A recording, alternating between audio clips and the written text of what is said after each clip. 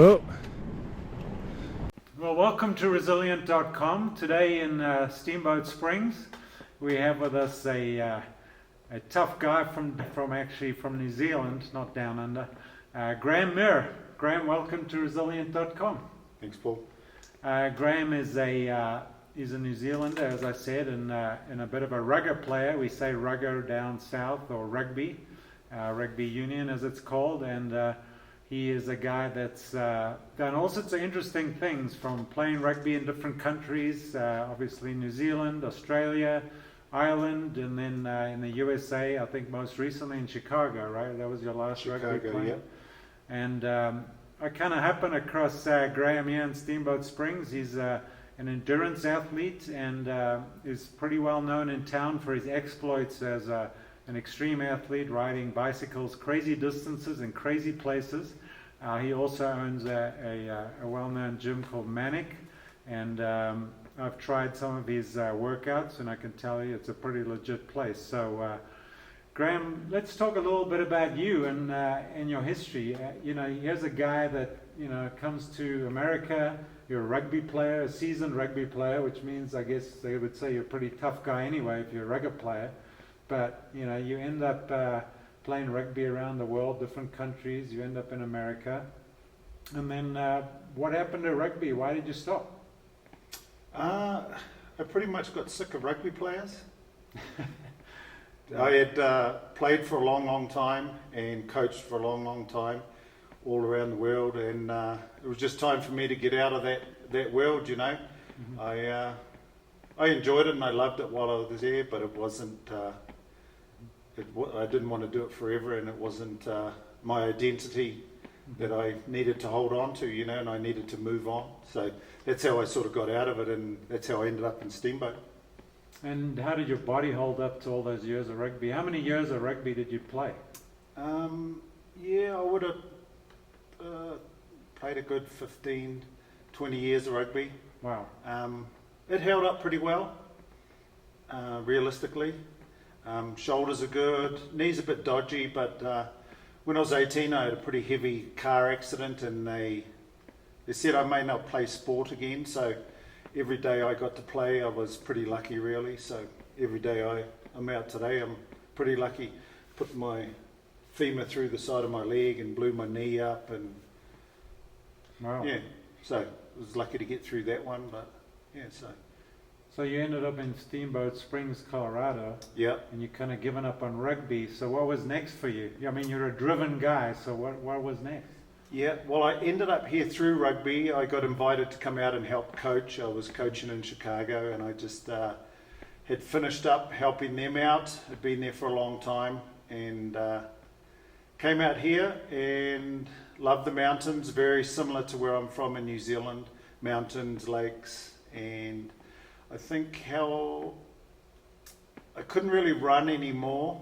Well, I couldn't really run to start off with, so I started getting on the bike and started doing some various other things, and it just sort of led in the path. The distances got further, and I started doing a couple of races, and that's sort of how it all began. So you started racing bicycles, or what type of racing? Yeah. The some shorter distance ones, which were just for fun, and some the pentathlon, where I got roped into doing a couple of events in a local winter event. Mm-hmm. Got on the bike and then found out, I didn't mind doing it and quite enjoyed it. How my first actual longer distance race was 25 miles of the local Steamboat Stinger. Mm-hmm. So I did partnered up, and I think I did that 2 or 3 times, and I said I would never, ever do the 50 miler. Uh-huh. And then one day, actually 2 of the girls in the gym here were heading down to Leadville, and they were they said they were going to do the 50-mile run. So Laura and Kim invited me to come to Leadville to do a 50-mile running race, and they said they were signing up, and I said, oh, no, I don't run. I said, if they had a 50-mile bike ride, I would do it. just thinking there's no chance that they would do a 50-mile bike ride on the same weekend. I got a text probably half an hour later, and they says actually on the Saturday there's a 50-mile bike ride. So I thank them for getting me into that, and then I sort of think at the same time, because they actually never turned up to do the run. Mm-hmm. So I went and signed up for the 50-mile Silver Rush bike race, and they never did the run.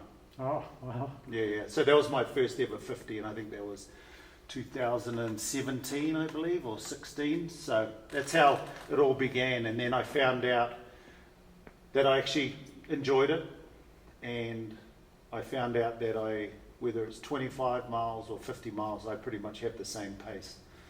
So then you fast forward and you end up going to compete in a 350-mile race in Alaska. Yep. In the winter. In the winter, which is yeah. part of the Iditarod, right? It was a part of the course. Yep.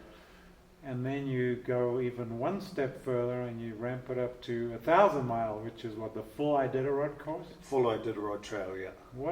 What on earth got you to go from a 50 miler to a 1,000 miler across some of the craziest terrain on the planet? The progression was probably 4 or 5 years, I guess it was. I did ski a little bit. I did the Grand Traverse, so long distance ski-mo race, goes from Crested to Aspen. I did that a couple times. Not a very good skier, actually pretty average, but I enjoyed that, and I sort of liked the challenge of the winter, and had done some longer gravel and mountain bike races, Leadville and Dirty Kansas at the time, and then the winter fat biking sort of intrigued me, so I found out about the Iditarod, and then I looked into it, and you have to do some other races to get the invite to go to do the 350, and you have to do the 350 before you ever get invited to do the 1,000. So there was 4 or 5 years it took me to actually to get into the world of the Iditarod and get near it. So wow, okay. So it's an invitation. You don't just get to sign an entry. You pay an entry fee and show up. Yeah. And what do you have to do? Complete those races? You have to complete these races. There's a number of them in the States. The Fat Pursuit, and that's the one that I picked because it's only 5 or 6 hours away, and it's, well, for me it was probably the best one because it's super challenging. I've done the 200k, and then there's a 200 miler, which I've finished a couple of times. But it's also the people who run that. Jay Peterberry, who runs that race, is exceptional winter athlete, and I've done a fat camp with him, and you can go and learn the ins and outs of the winter world. Well, let's talk a bit about Iditarod. So Iditarod, for those viewers that may or may not know this, is a sled dog race with a musher, the person controlling the dogs. Yep. It's 1,000 miles in the middle of winter in the Alaskan wilderness. Yep. They camp out, correct? They sleep out. They don't have a nice little hotel to show up at every night. No. Now you guys, people then decided that they want to do the same course, not with the sled dogs, but on a bicycle or on foot or running. Or skis. Or skis. Yeah. And you picked of those crazy ones, you picked the fat tire bike. Yeah. Okay. Which is right here behind us. This bike, maybe tell us a little about the bike here, Graham. What's on it? This is the bike I took all the way to Nome this year. So titanium frame. It's actually made in Australia. A company called Muru. Long frame, a little bit bigger, fit a little bit more equipment in. Long wheelbase. This one, so it's an expedition bike. It's not the fastest if you're going for speed, but it's built for long distance. Dynamo hub on the front, so that front hub will run light system, it'll charge up batteries, everything else. This is ready for a race I'm doing in a week. It's pretty light right now, but sleep system, cooker, we'll have food, we'll have spares, we'll have food, we'll have everything here. Some spare clothes, some fluids, everything else. So right now I could pretty much spend a couple of nights out on this, no drama. So when you're doing the 1,000 miler, how much support is there during the race? So the first 300 miles to McGrath, there's two drop bags. So you can send drop bags in with the race. And then there's various roadhouses, villages that you go through on the way. So you can stop in and get yourself organised. Once you go past McGrath, which is just over 300 miles, there's another 700 miles, and then you send your own drop bags into various villages, post offices that you're going to call through on the way, and then you hope that they get there. Do you sleep somewhere in a tent every night, or are you Not every sleeping- night. We slept out, bivvied. I actually took a small tent.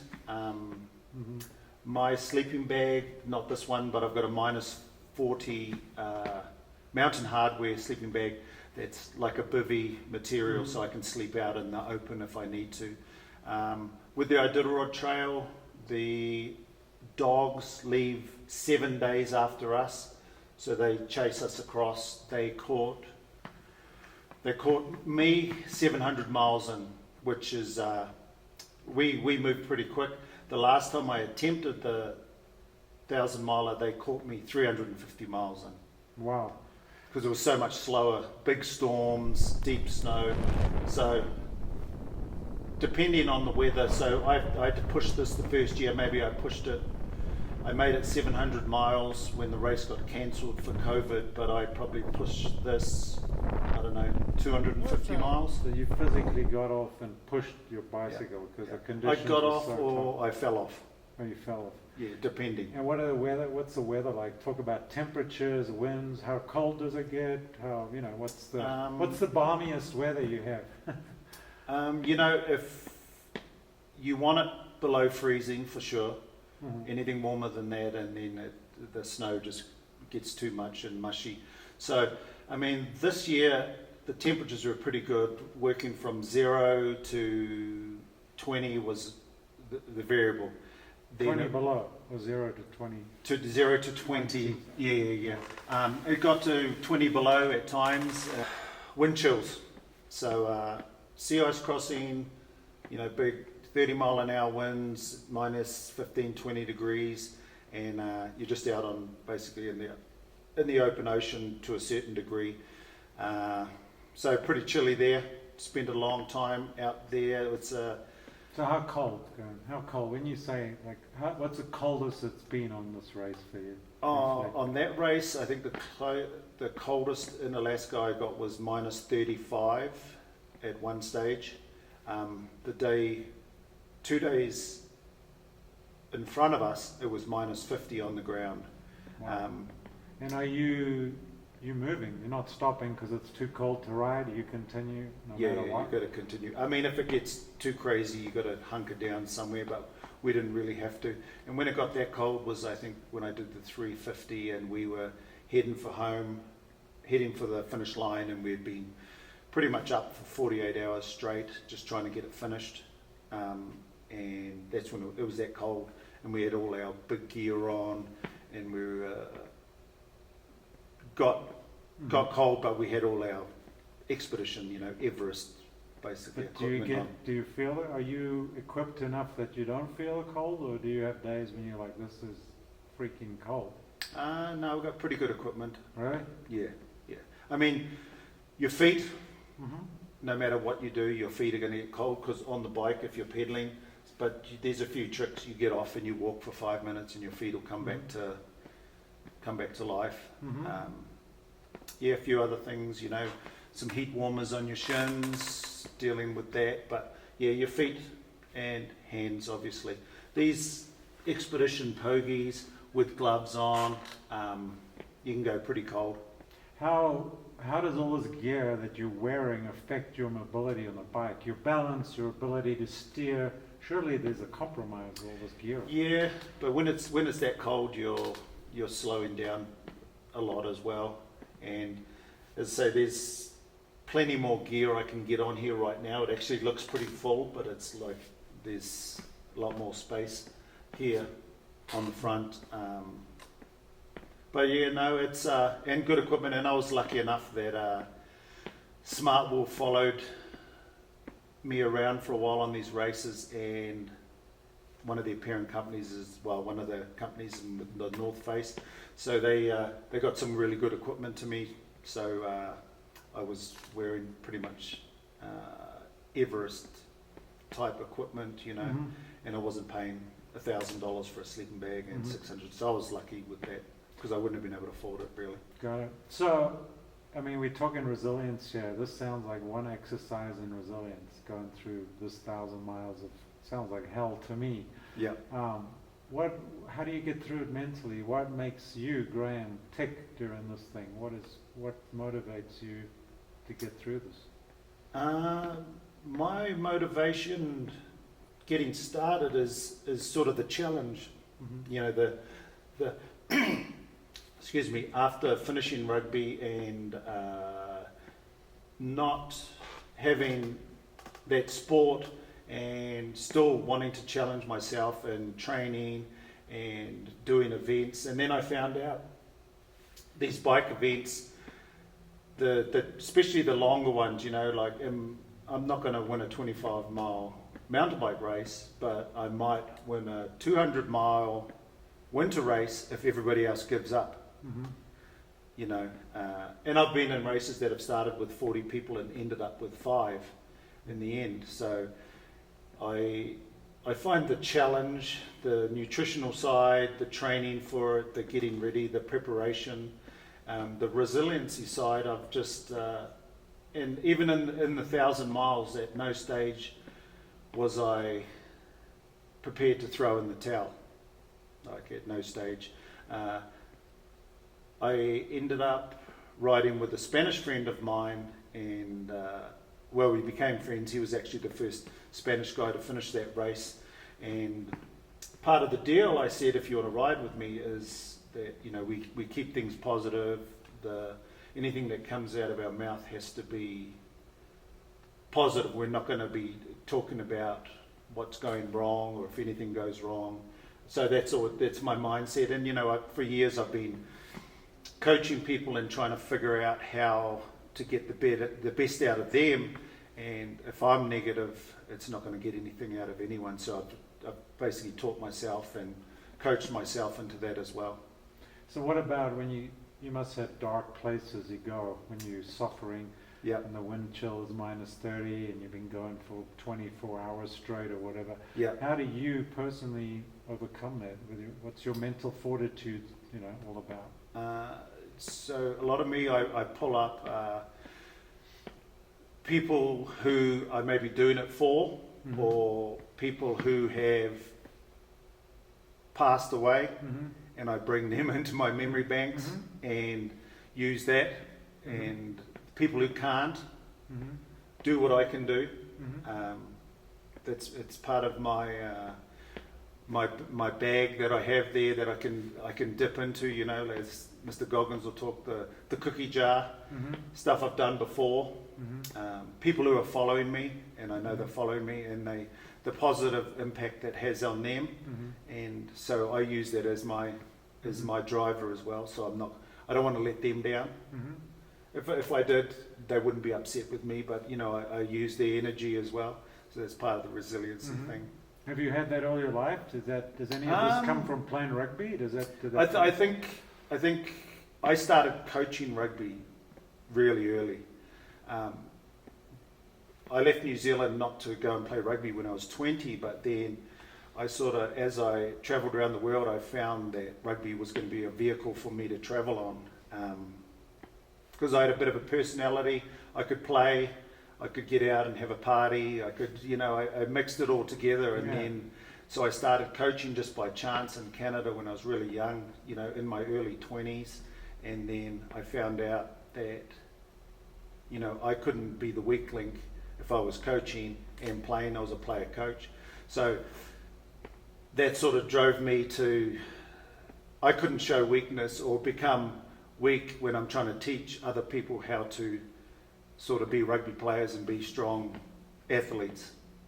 So I think that definitely was a driver coming through. And now with Manic here in Steamboat Springs, this, and by the way, I can vouch for Graham's incredible facility here. I think somebody had said there's nothing fancy about it. There's no mirrors on the wall. There's no fancy change rooms or steam showers or anything. But when you get into this place, it's hard work. And, you have some amazing athletes that come in here. Let's talk a little bit about some of the people that come to Manic for, the training that you offer. I think I've seen Olympic snowboarders and all sorts of ski people. Tell us more about who comes to Manic. Why do they come here, Graham? So how this started was basically when I finished playing rugby, I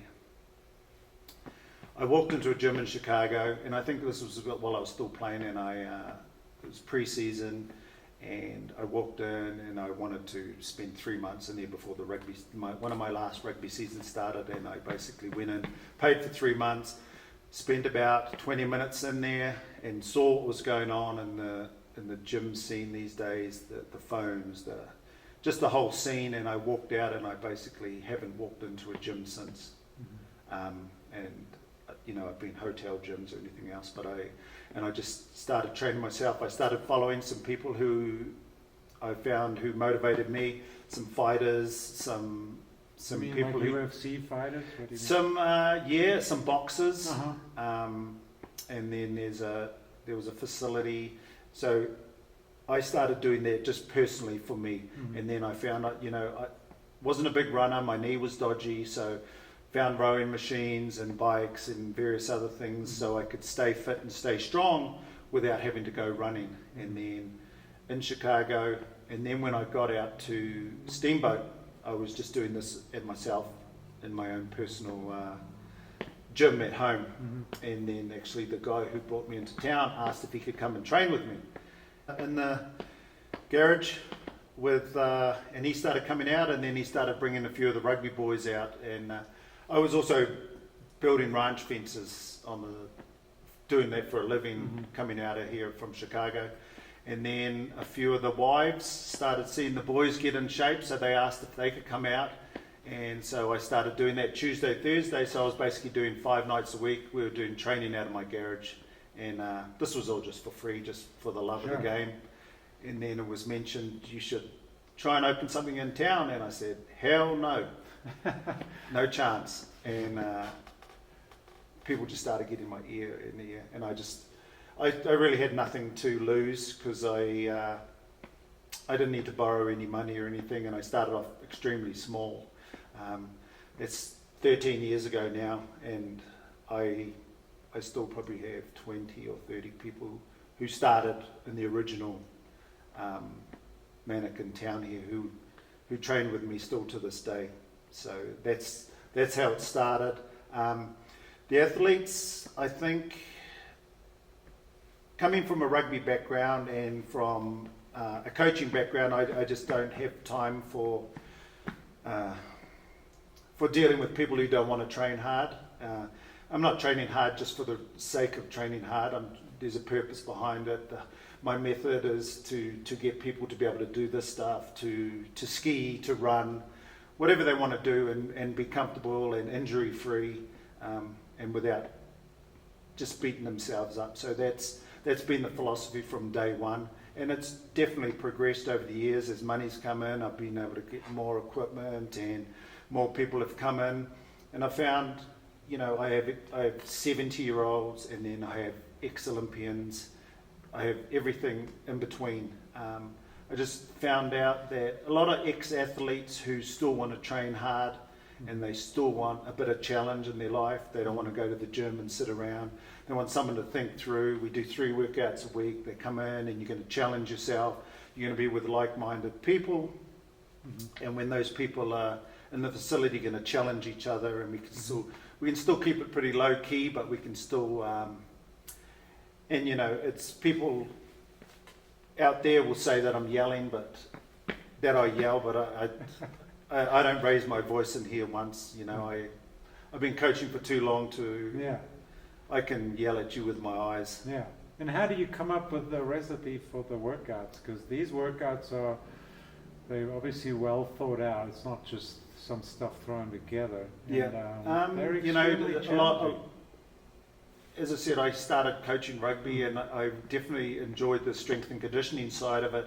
And then I just found the model that for me, which was to keep me lean and strong and fit, and then then following on with the science and figuring out the game plan and working that, and now Manic working some heavier strength without Olympic lifting or going 1 rep maxes, and it's more of a hybrid method. And there's a lot of talking about the HIIT training and everything else, which in rugby we were doing 30 years ago. It's just it just wasn't called all the fancy names that we have now. So it's just molding those all in together, and then over a week and over a month and over 6 months putting that together, and then we have all the workouts, and then I can add to them, and I can create and choreograph them basically, so we can keep them. And we're in here for an hour, and if there's 2 minutes of socialising, I haven't done my job. Well, I remember one of the first times I met you, I said, "Oh, you're the guy who has a CrossFit gym," and you kind of sneered at me like, "What the heck are you talking about?" So how are you different? How's Manic different at CrossFit? The CrossFit world is just, they have a different philosophy. They're challenging themselves in different modes, and their workouts would be, they probably have some similar stuff to us.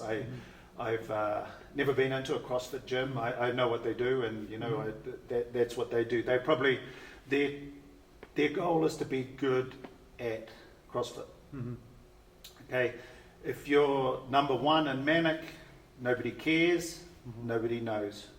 It's irrelevant. If you're picking up 50 pounds and I'm picking up 20, we're doing the same thing. Right. It's all good, Right. And I have females in the gym who are way stronger than males, but it doesn't matter. Right. If you come in here with an ego, you probably won't last too long, Yeah. and that'll probably be because I'll just Yeah. make you disappear. Yeah. Is that why I only lasted 2 sessions? Huh? Yeah. Anyway, but let's, No. Yeah. I mean, it's really interesting and fascinating stuff. I think what fascinates me about you is that you do all this and you come from this background, but you also pretty involved in philanthropy and fundraising. And what makes you tick in terms of all that? Why? I think that all began, it's been for years, it's always been in my mindset, and I think it just comes from probably my mother. My mother's always been like a giver. She probably gives too much. That's probably my problem half the time as well. But I think it came from there, and then definitely in this environment in Manic, having the people who do come in here have the ability to pull together, and we can do fun workouts or challenges. And I couldn't tell you how many we've done and how many. Basically, it's into the hundreds of thousands of dollars that have been raised for various reasons, for whether it be just for families, or it's been for the Red Cross, or for Alaska, or whatever it is. We've just done it numerous times, and we have the ability here, and I have people who help me out who, I come up with ideas, and then people can put it down on paper and make it a little fancier, like I come up with the ideas, and they can put it on the computer and stuff like that, and then we can pull it together. And then I just have, I guess, a way of talking to people and maybe telling them it's in their best interest if they help out with these things. That's called Kiwi charm, right? Something like that. Yeah. So I've been super lucky with the people that I've surrounded myself with, who are always prepared to help out. And it doesn't have to be financially. It's turning up on days to help out for that. We've done so many things at so many different times. Riding bikes around in circles for hours on end, and just whatever it is. So just the people are there, and they're always prepared to dive in. So what's the toughest thing you've done in your life, Graham? Toughest thing? It's a good question. I've never really been asked that before. One of the Fat Pursuit, which is the 200-mile bike race, I think has been mentally and physically the most taxing, is because it's a short window. Mm-hmm. You know, Alaska's super challenging, but you got a little bit more time, so you can be a little bit more smarter how you go through things. The Fat Pursuit is X amount of time, you minimal sleep. So that was super challenging. I did one last year, which was the Unbound XL, which is 358 miles on a gravel bike, and you have 36 hours to finish it. I'm not a very fast bike rider, so that was always going to be super challenging going in to make, you know, if you do the math, it's 10 miles an hour, Yeah. and then you have to eat, you have to drink. Yeah. There's no sleeping, you can't sleep. There's the only places you can recharge for food or water is service stations, and there was 4 of them. So that was pretty challenging for me because I had to keep going. I finished with an hour and a half in the tank. Wow. And I finished good. I finished fine, and I got in. I felt good, but that was a tough one because of speed. Yeah. I'm not very fast. But you're just a gritty guy that keeps going, it sounds like. Yeah. Yeah. So that's one of the toughest things you've done, and what motivates you in life? I mean, what makes you want to do all this stuff? I guess, being in Manic here, Mm-hmm. I have people who I'm trying to talk into Mm-hmm. to doing things to get out of their comfort zone. So I talk about when we go into dark places. Yeah. So, when I'm out doing this, and, so dark places for someone is totally different for someone else. For me, I've been working out in these challenging workouts for 13 years now, and some people are like that. Some people who come in here and then they won't come back after one workout. They just say, Wow. far too challenging. Mhm. I don't want to do that, and that's fine. But I find if you have been to those dark places numerous times and it becomes a constant in your life, say in a workout, and you pull 30 calories if you've never done it before, and then you get to that place where you want to give up, and you're not going to give up. If I do that on a regular basis, when it comes to the really challenging times in life, when you're doing something in an event, when you've been there numerous times, people talk about the pain cave, and like another one of these new words. So for me, it's like I don't have a pain cave that I go to. I'll go into dark places, and I can talk myself out of it, and I'll have challenging times. And early on in some of these endurance events, I was like, if I just crash into that tree right now on my mountain bike, I will be done, and I won't have to finish this race. You start trying to con yourself into, how can I get out of this situation? And then, am I feeling sick? Maybe I'm a little sick now. Oh, I shouldn't go on. I think it's like cold showers. If you get into a cold shower, until you've been doing it for a long time, every time you're about to turn that cold tap on for a cold shower, you're going to try and talk yourself out of it. So I just think after repetitive times, so that's what I'm challenging people in here to do, is have those hard workouts and then challenge themselves each time. Everybody's challenge is a little different. A half marathon might be their goal. That might be their Iditarod. My Iditarod was 1,000 miles, but that was a progression over numerous years.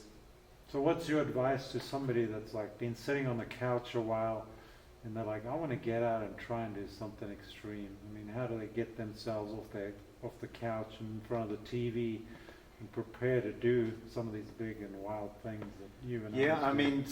Start, and if it's me, I just say, you got to get up. You just got to get up, and it's like people. If you want to stop drinking, you just got to stop drinking. It's like there's no second guessing yourself. The weakness that's been created in the world right now by everyone. It's all good.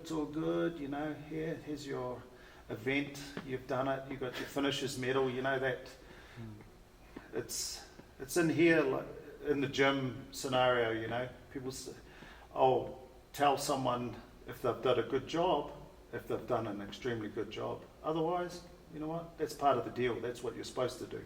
Right, I mean, and I know you're not a fan of trophies and accolades and all that stuff. What we No. do in here is you get down to business, you do it, and it's not about walking away with a certificate or a medal or a, No. you know, something like that. It's all about what, you know. Yeah, and it's your personal goals. It's someone who's looking at getting out and doing something. They just have to get up and they just have to, you know, motivation is going to last you for the first week. You know, it's like the New Year's resolution. You know, you have to surround yourself with the right people. You have to get in. You know, if you're a drinker and I'm a drinker, what are we going to do? It's part of the deal. You know, we're going to drink. We're going to smoke cigarettes. We're going to tell us how good we are. And I guess this is the thing. Like it's like old rugby players. You know, and it's sort of the older you get, the better I was scenario. When you always talk about the old days and you talk about everything like that, and then you get out for a few drinks, and you know, like, so that's why I got out of it, so I didn't become, and I don't look down on that, but it's just I needed to move on and find a new avenue to send my energy. What's the best advice you've received that you've followed and has paid off for you? Good question.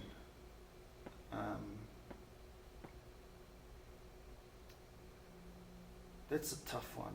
Yeah. And you know, I can't say I have a lot of mentors. I have a lot of people that I definitely look up to, you know, in the gym here, people who I follow.